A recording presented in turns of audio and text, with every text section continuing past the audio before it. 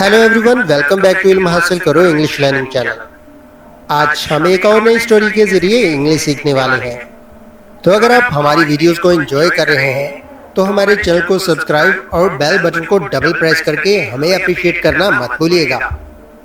हमारी आज की स्टोरी का टाइटल है the fox and the grapes.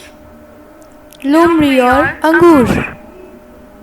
Once a fox was very hungry. एक दफा एक लोमड़ी बहुत भूखी थी। He went out in search of food, but did not get anything. वो खाने की तलाश में निकली लेकिन कुछ ना मिला। At last, he reached a vineyard. आखिरकार वो अंगूर के एक बाग में पहुंची।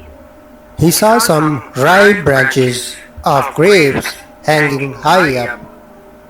इसने देखा कि अंगूर की कुछ पकी हुई शाखें ऊपर लटक रही हैं।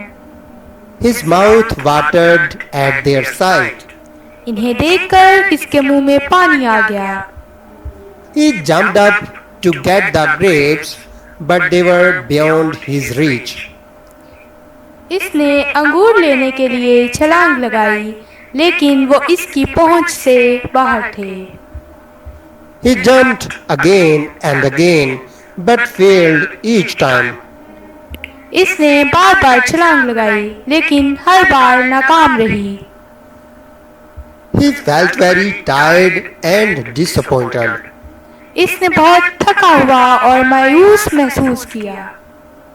At last, he gave up the struggle आखिरकार इसने कोशिश करना छोड़ दी and went away, saying, और ये कहकर चली गई कि "These grapes are sour and not worth eating."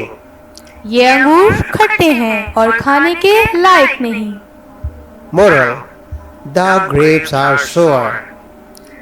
नतीजा: अंगूर खट्टे हैं Or what cannot be cured must be endured.